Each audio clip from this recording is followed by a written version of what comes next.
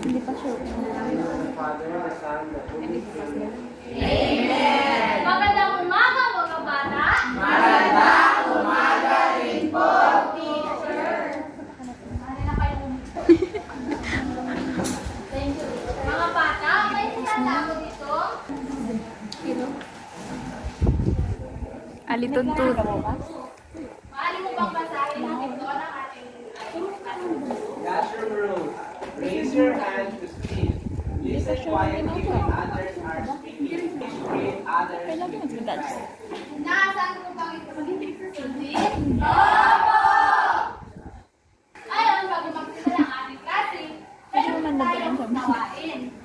Tayo ay grupo sa dalawang grupo.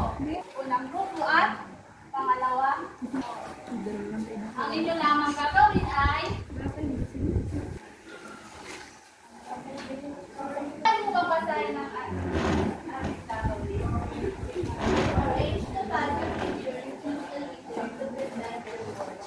Naintindihan ba mga bata? Opo! Bigyan po lamang kayo ng dalawang minuto pang sagutin ang inyong gagawin. Jeremy?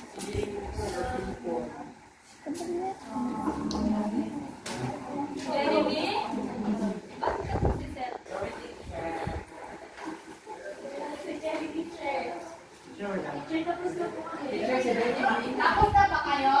Opo. Group 1, marinig bang Manahimik. Tapos na ba kayo? Manahimik. Sino nagsabi nito? sa iyong palagay, ano ang nililisan doon? Lagyan ko din pala ito. Selfie. Tapos yung whole body ako. Pero ito ba ito? Pangalawang Ito ba ito? ang ating sinubuong larawan Si Jeserina. ay rampo. Sa iyong palagay, anong tunog ang nililisan? Boom, boom, boom. Ito ba? Ano mahina? Wala kang teacher. Ayun naman ang ating pagmasa sa inyong ginawa. Ano ang pamangkin natin topic? Yes, Jenny?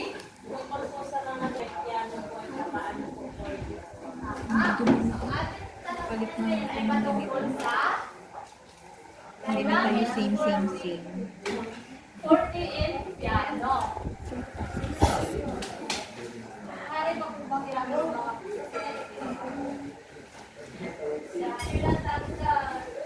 Picture. Uy.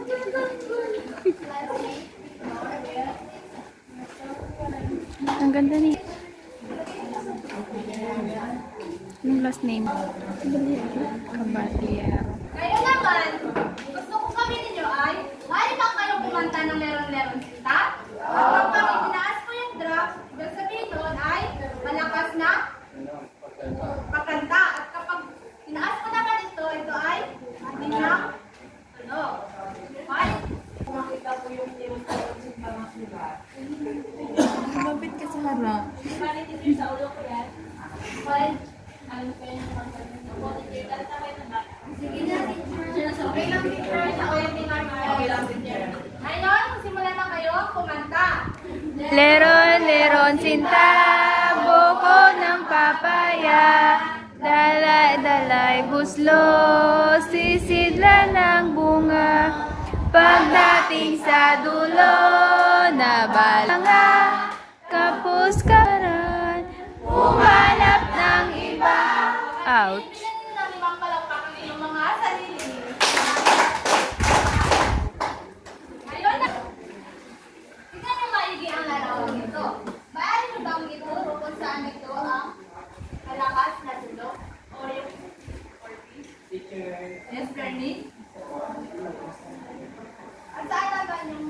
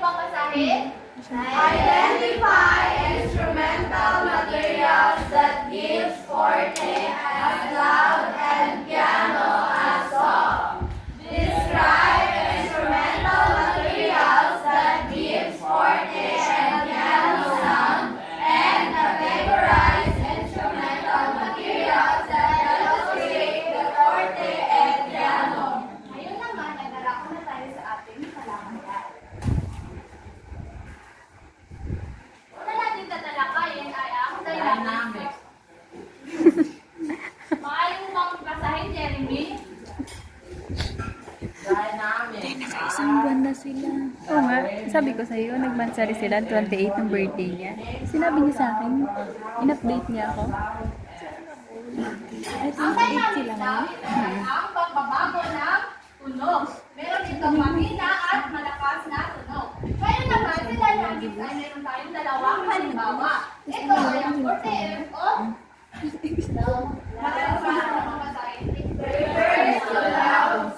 unang papakita ng malakas na tunog. At ang piano naman ay Seven? Ngayon Sabi yan, na umaga? alam niyo na ba ang pagkakaiba ng forte at piano? Oo! Alam niyo na ba ang pagkakaiba ng dalawang ito? Oo! Ngayon naman, meron tayong pangkatang gawain at ito ay tuturuan ni Teacher Hannah. Ngayon naman, magkakaroon tayo ng pangkatang gawain. Ito ang unang pangkat, ikalawang pangkat at ikatlong pangkat.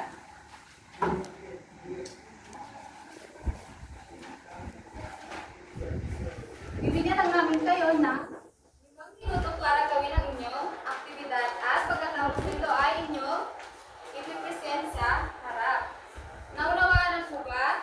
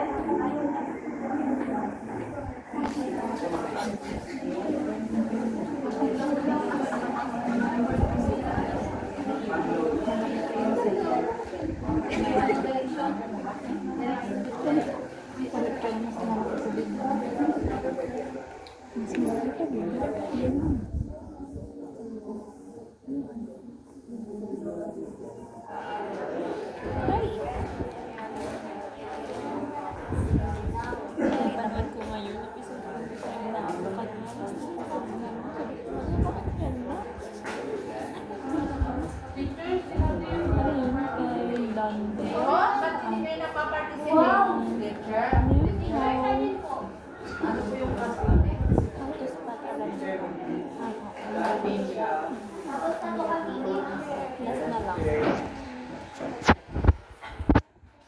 tapos na ba ang lahat? Oo! Unang pangkat, Victor, maaari bang ipagsit lang yung ginawa? Maaari bang basahin ang panito? Ba't mo nakikita? Identify and color the metal materials that give loud and soft sound. Hindi talaga nag-reply. Ang mga Baka instrument nag-reply mo naman materials pwede po mo na bibigay ng sa ID, hindi mataas na lang sound talaga ay sa ang reklamo. drum, Hindi kasi siya nagre-reply sa messenger. Sa messenger ako dito, at nagre-reply siya sa ID. tsaka ito yung Busy ambulance. siguro, officer kasi. And yung mga Diba instrumental siya? materials naman na nagbibigay ng mababang sound ay itong recorder, tube ng screen, yung pang-caroling, yung kunin ng ibon at saka yung Jeremy, magaling. Bigyan natin ng tatlong palakpakan ang unang pangkat. Ngayon naman, bigyan natin ng palakpakan ang unang pangkat. Dalawang pangkat, maaari niyo ba ipresent ang inyong Yung mga 2024, 2023, ay 24, 25, 26 yung sunod yun. Jeremy, makinig Nakita ko ako siya kasi palagi. Ano ba yan? ang aming pong gawain ay Senda natin siya mga bawat larawan bakit sa 40 at piano. busy siguro siya.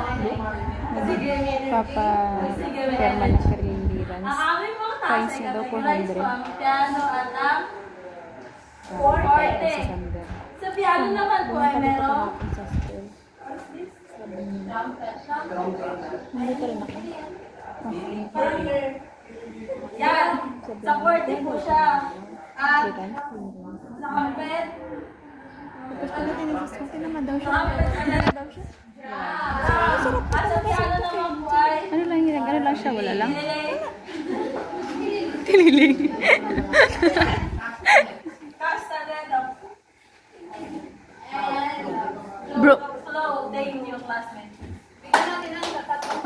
to si Laika.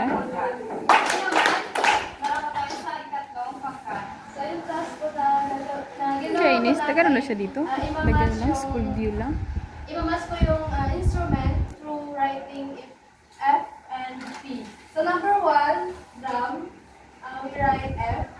Number 2, flute. Oh, diba? Sinin niya ulit. Piano. Number 3, guitar. P. May pasok ko pala. Number Malamang. 4, I test the left. E. And number 5, trumpet is F. Maganda. Hindi ka naman palapakan ng mga sarili. Ngayon naman, sa ating pang-araw-araw na buhay ay nakakarinig tayo ng iba't ibang uri ng tunog. Mayroong malakas at mayroong din namang mahina. Maaari ba kayong magbigay ng halimbawa kung paano niyo ginagamit kung kailan kayo gumagamit ng mahinang tunog or malakas na? Yes, Kay? Teacher, gumagamit po kami ng mahinang tunog kapag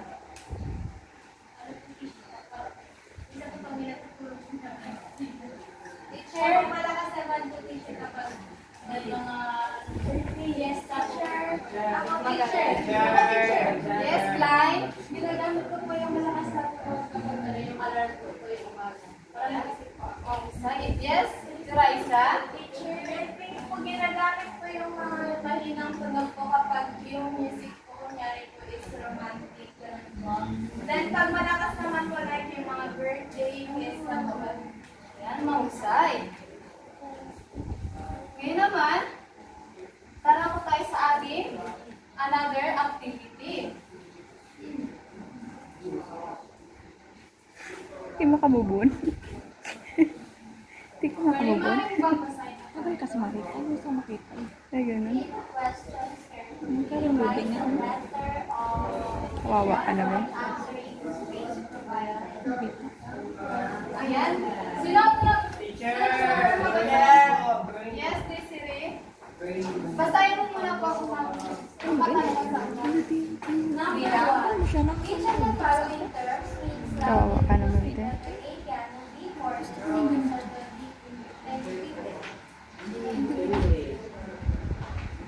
Yan o.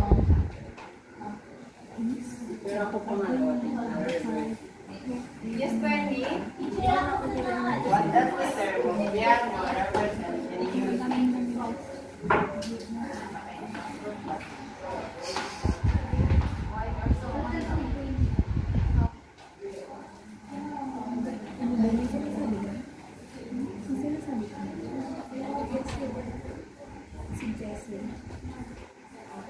Sa ikatlong bilang, sino ang gusto mo? Teacher, Griselda.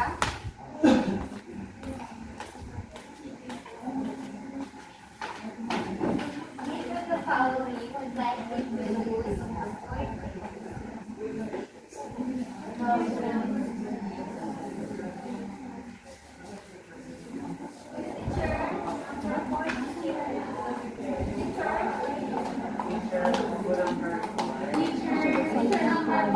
Yes, teacher.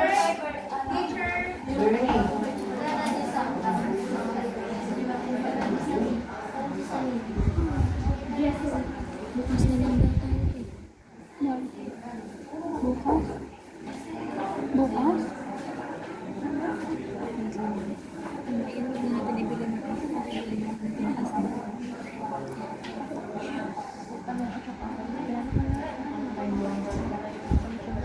May dalaw mo na ako. Bakit sa pwede? Hindi matapos na yan. Siguro. Wala ang tubig. Stop yan.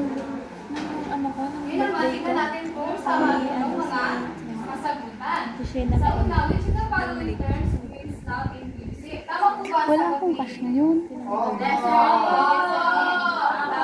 40. Because 40 is refers to loud. Layo. Sound. Tapos nagtanggal siya ng Sa ikalawa naman, what does the term piano represent in music? Tama po. Tama.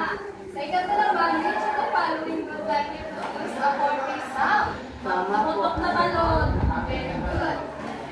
And which of the following produce a piano or soft sound? Letter B. Letter B. Tama, Rusty. Sa ikalawa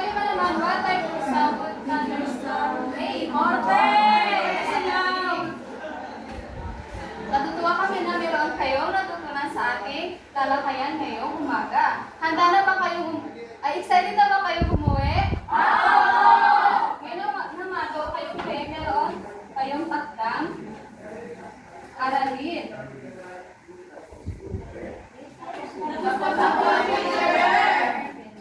Chinese. Bali na bang tumayo ang lahat?